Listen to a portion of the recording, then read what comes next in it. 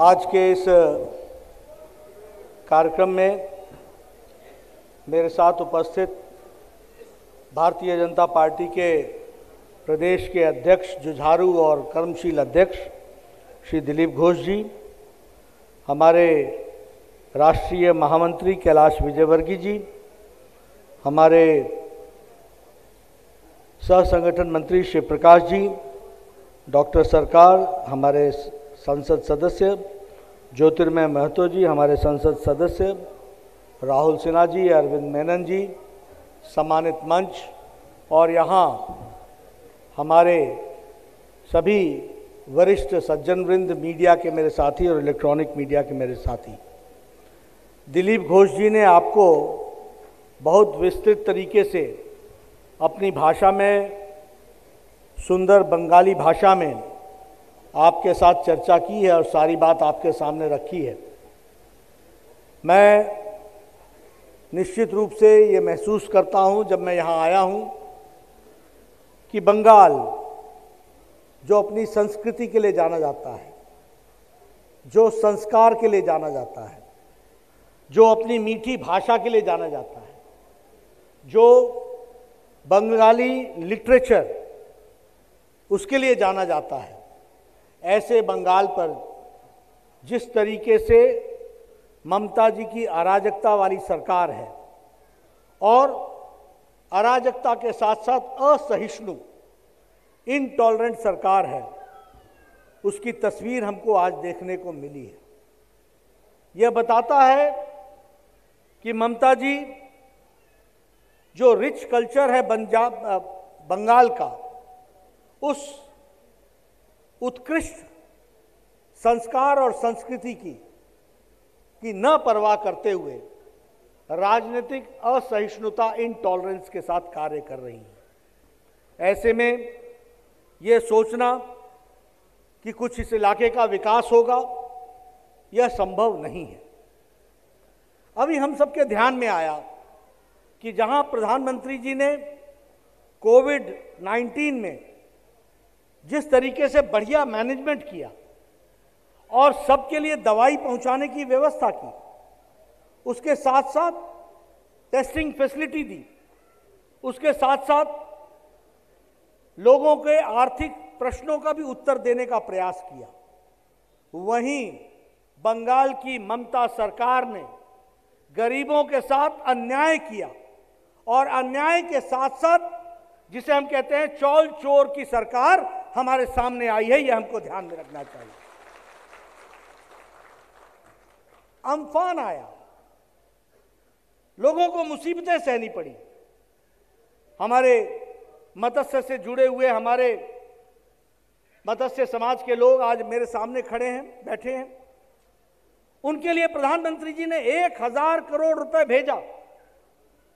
12,000 करोड़ रुपए अलग से भेजने की बात कही, लेकिन हमारी ममता जी ने भ्रष्टाचार में ऊपर से नीचे तक जो संलिप्तता दिखाई है कि हाई कोर्ट को कहना पड़ा कि जो 1000 करोड़ रुपए प्रधानमंत्री जी ने भेजे थे उसका कोई लेखा जोखा नहीं है, इसलिए सीएजी इसका लेखा जोखा करे। और इसके खिलाफ ममता जी सुप्रीम कोर्ट में गई। भय का है, किस चीज का भय है ममता जी को? अरे एक तो चोरी, ऊपर से सीना चोरी, एक तो बेईमानी, ऊपर से उससे बचने की कोशिश। मित्रों, ये आपके हक पर डाका डालने का काम किया गया है। प्रधानमंत्री जी ने आपकी चिंता की, आपके लिए 80 करोड़ जनता के लिए 5 किलो चावल, 5 किलो गेहूं और 1 किलो दाल प्रति व्यक्ति 80 करोड़ जनता को दिया गया, जो यहां भी बंगाल में पहुंचाया गया।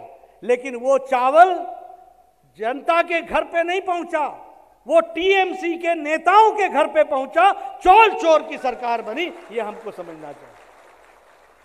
उसी तरीके से त्रिपाल चोर, चौल चोर, त्रिपाल चोर। त्रिपाल भी लोगों को नहीं मिला। जो कंपनसेशन की बात प्रधानमंत्री जी ने कही थी वो आप तक पहुंची नहीं। हमारे मछुआरे भाई, मत्स्य विभाग से जुड़े हुए, समाज से जुड़े हुए लोग हैं, बताइए कि आपके नौकाओं को जो मरम्मत के लिए पैसे मिल रहे थे वो आपको मिले क्या? जो मोदी जी ने भेजा था वो मिला क्या? जो आपके लिए जाला, जो नए नए जाला देने के लिए प्रधानमंत्री जी ने पैसा भेजा था वो आपको मिला क्या? वो जो आपके मकान बर्बाद हुए थे, खराब हुए थे अम्फान में, उसके रख रखाव के लिए आपको मोदी जी ने पैसा भेजा था वो आपको मिला क्या? मित्रों, यह ममता जी की सरकार भ्रष्टाचार आकंठ ऊपर से नीचे तक डूबी हुई है। और जब हाई कोर्ट बोलता है कि हिसाब दो, तो सुप्रीम कोर्ट से जाकर के स्टे लेने की कोशिश करती है। यह ममता जी का चरित्र है, यह ममता जी की सरकार का चरित्र है। इसलिए और न्याय और न्याय, अब नहीं सहेंगे अन्याय, अब न्याय चाहिए। इसलिए डायमंड हार्बर में भी अब कमल खिलेगा और कमल को आगे बढ़ाना है, इस बात के लिए काम करने की जरूरत है। मित्रों, बताइए, प्रधानमंत्री जी ने सारे देश को 55 करोड़ लोगों को 5-5 लाख रुपए का हेल्थ का इंश्योरेंस दिया कि नहीं दिया? हेल्थ का कवरेज दिया कि नहीं दिया? और बंगाल में 4 करोड़ लोगों को, 4 करोड़ 66 लाख लोगों को यह सुविधा मिलनी थी, लेकिन ममता जी ने गरीब लोगों को यह सुविधा नहीं देने दी है, नहीं लेने दी है। आप अप्रैल महीने में ममता जी को आराम करने भेजो, कमल का निशान जिताओ, हम आपको आयुष्मान भारत में ये हेल्थ कवरेज देंगे। आप बताइए, किसानों को 2-2 हजार रुपए, 6 हजार रुपए साल का देने का तय किया है कि नहीं तय किया? तय किया है कि नहीं तय किया? 70 लाख किसानों को इसका लाभ मिलने वाला है, 70 लाख। लेकिन ममता जी ने इसको रोक दिया है। क्या यह रुका रहना चाहिए? क्या यह रुकना चाहिए? ममता क्या बोलती है? आमाके दिए दाओ, आमाके दिए दाओ, तुम्हाके देवो ना, ये सीधा किसान को जाएगा, कोई कट मनी नहीं मिलेगा, कोई कट मनी नहीं मिलेगा, सीधा मोदी जी का पैसा किसान को जाएगा, 2-2 हजार रुपए जाएगा, अप्रैल महीने में जाएगा। ये हम आपको विश्वास दिलाना चाहते हैं। करना है कि नहीं करना है? बताओ, करना है? कमल खिलाना है कि नहीं खिलाना है? मेरे मित्रों, आपके साथ जितना अन्याय हो रहा है, यहां कोई प्रशासन नाम की चीज नहीं है। आप बताओ, हर चीज में भ्रष्टाचार है कि नहीं है? आप आपका हक मांगने के लिए जब आप प्रशासन के पास जाते हो तो वो आपसे कटमनी मांगता है कि नहीं मांगता है? और ममता बोलती है कि नहीं बोलती है? 75% आमाके दिए दाओ, शेष आपन बांटे दिए जाओ। बोलती है कि नहीं बोलती है? 75% पार्टी को दे दो, बाकी आपस में बांट लो। हाँ या ना? मैं गलत बोल रहा हूं क्या? ऐसी सरकार को रखना है क्या?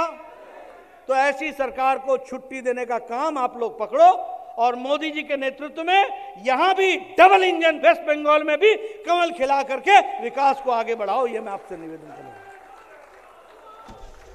आज उन्होंने हमारी गाड़ी को रोकने की कोशिश की, कैलाश जी को ऊपर अटैक किया, मुकुल रॉय पर अटैक किया, हमारे शिव प्रकाश जी के सौरभ पर अटैक किया, गाड़ी तोड़ दी। ये प्रजातंत्र है क्या? ये रविंद्रनाथ टैगोर का बंगाल है क्या? ये श्री अरविंदो का बंगाल है क्या? ये बंकिम चंद्र चटर्जी का, चट्टोपाध्याय का बंगाल है क्या? मित्रों, ये हमको ध्यान में रखना है कि ममता का बंगाल चोलवे ना, रविंद्रनाथ टैगोर गुरुदेव का बंगाल बना के रहेंगे। इस बात को हमको आगे बढ़ाना है। इसलिए मित्रों, आपसे मैं निवेदन करना चाहता हूं, आप सब लोग पूरी ताकत से, और मैं भारतीय जनता पार्टी के राष्ट्रीय अध्यक्ष के तरीके से इस जिम्मेवारी के साथ बताना चाहता हूं कि कोई भी पार्टी को यह अधिकार है कि वो अपनी जनसभा भी करे, सभा भी करे, अपना विचार भी पहुंचाए, और मैं एक एक विधानसभा में अपने विचार को पहुंचाने के लिए जाऊंगा, कार्यकर्ता के साथ जाऊंगा। ये हमको समझना चाहिए। इसलिए मित्रों, हम सब लोग प्रजातंत्र की रक्षा के लिए आगे बढ़ें। मैं आपके बीच में ज्यादा समय न रहते हुए, मेरा आगे भी कार्यक्रम है और मुझे उन कार्यक्रमों में शामिल होना है, लेकिन आपको विश्वास दिलाता हूं, एक एक कार्यकर्ता डट के अपने इलाके में काम करो, और हमारे जो समाज के लोग हैं, मत्स्य समाज के लोग हैं, उनको मैं विश्वास दिलाना चाहता हूं। आज ये सच्चाई है कि नहीं? सच्चाई है कि बांग्लादेश से लोग आकर के यहां पर बस रहे हैं और हमारे मछुआरे भाई यहां से आंध्र प्रदेश को पलायन कर रहे हैं, हाँ या ना? अब ये नहीं होने देंगे, कोई बाहर से आएगा नहीं और हमारा बंगाल का मत्स्य से जुड़ा हुआ व्यक्ति, मछुआरा भाई यही रहेगा, इज्जत के साथ रहेगा, शान के साथ रहेगा, ये मैं आपको बताना चाहता हूं। इन सारी बातों को ध्यान में रखते हुए आपसे मैं निवेदन करने आया हूं, आप सब लोग पूरी ताकत से लिखिए। हमारे दिलीप दा और बाकी सब लोग पूरी ताकत से लगे हुए हैं। पार्टी को विजयश्री बनाना है और आपका आशीर्वाद लेने के लिए मैं फिर आऊँगा, बारंबार आऊँगा और आपका आशीर्वाद लूँगा। बहुत बहुत धन्यवाद।